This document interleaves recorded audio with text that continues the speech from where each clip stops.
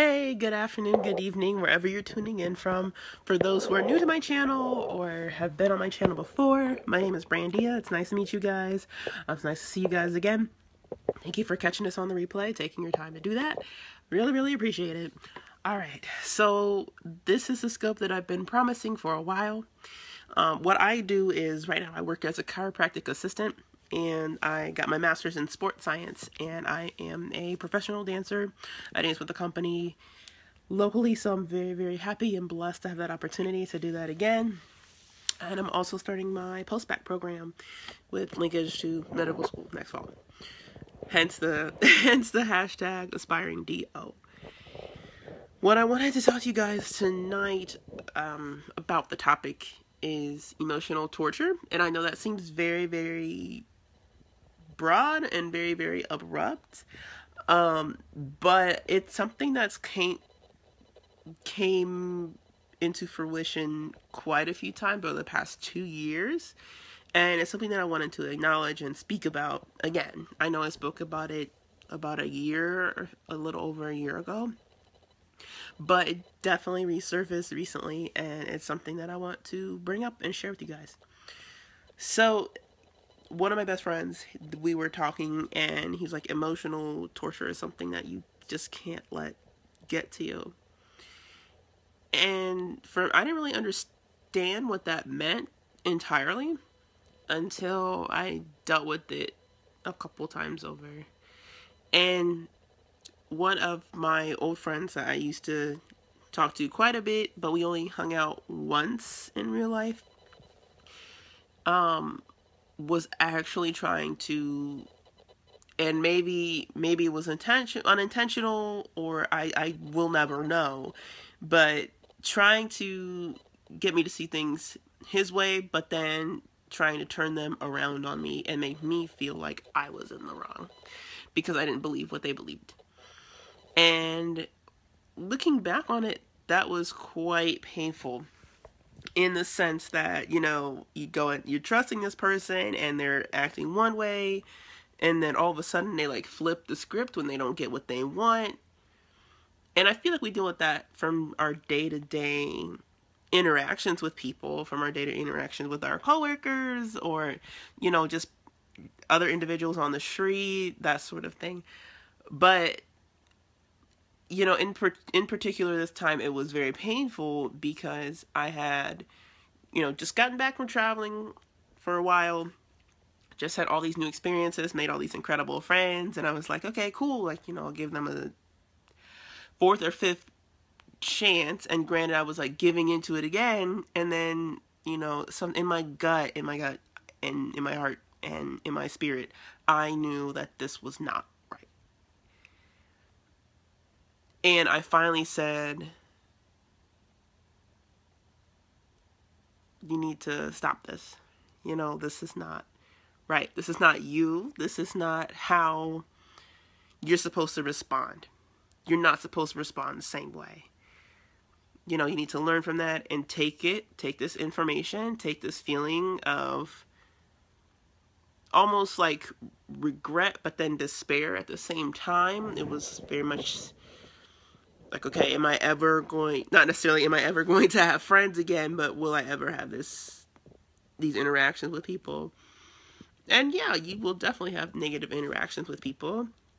It happens all the time, especially with the way our society is evolving and with the way that we are very dependent on technology to communicate with one another. For me, that was the biggest takeaway, was I do not deserve to be treated this way anymore. Not only by other people, but by myself as well. Learning to accept that what's best for me may not always be what we see. And fully feeling and seeing and committing to that. Because it would, you know, with my career path, with my time off, and with my different experiences working in the healthcare field over these past 4 years, it does feel very isolating and it can be very lonely sometimes. But at the same time, if I don't focus and make sure that I'm doing what I'm supposed to do, somebody can suffer in the end. Like, my patients could suffer, and I don't want that. As an aspiring physician, my goal is to be the best me that I can be, so that I can treat them better with respect and with dignity and with pride, no matter what their circumstances are. And no matter what, I just want to say to you guys, and to that individual, if they ever watch this, thank you for that experience. Thank you for that pain, because it made me who I am today. It made me stronger. And it did hurt, in the sense that,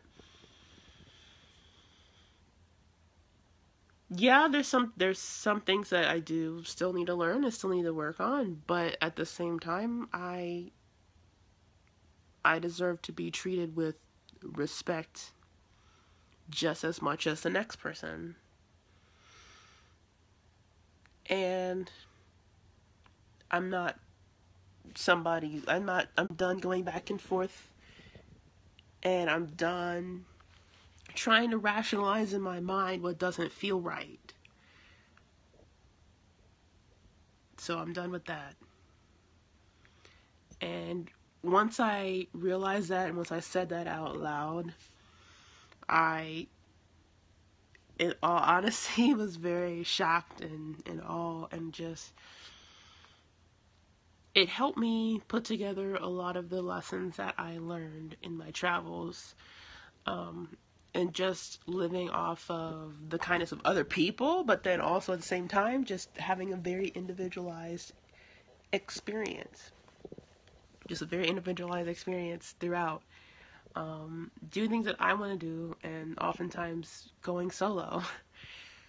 Because typically going solo, it's much easier. You don't have to wonder where these 10 million people are. And you can just simply fly free and just do your own thing. So that's been very peaceful, and that's been very nice. And I know that this is the biggest lesson. I'm still working through it. It's not like it's over after I click end on the play button, but it's just, I'm starting to become aware of those situations where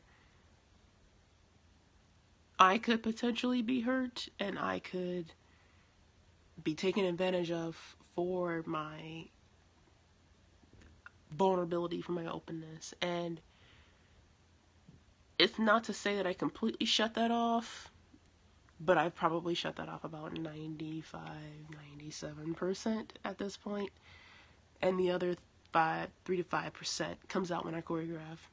So I have a couple of shows coming up, and I'm just very focused on that, and making sure that I'm strong, and making sure that I am ready for those mentally, because it's a lot of new things I'm doing. I'm returning back to the ballroom for the first time in 7 years.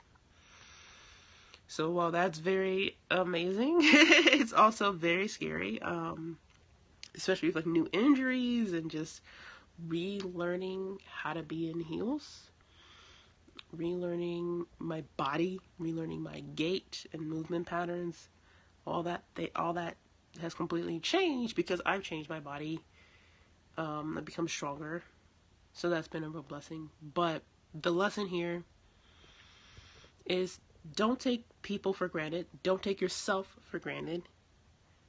And learn that your emotions are gifts. Your emotions are gifts to other people.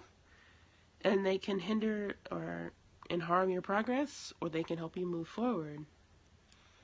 It can help you move forward along this thing called life. So, thank you guys for watching. I know it's kind of a long video, longer than I intended. But again, thank you guys for tuning in. For those who don't know me, again, my name is Brandia. I'm a master's in sports science, and right now I am entering a post-bac program, starting my medical school training in fall of 2018. So I look forward to seeing you guys very soon. I'm taking a little bit of a break off socials just to focus on my craft, improving my physicality, improving my mental strength, just rediscovering me, rediscovering myself, and enjoying this summer. So I will talk to you all soon, and thank you guys for watching. Bye.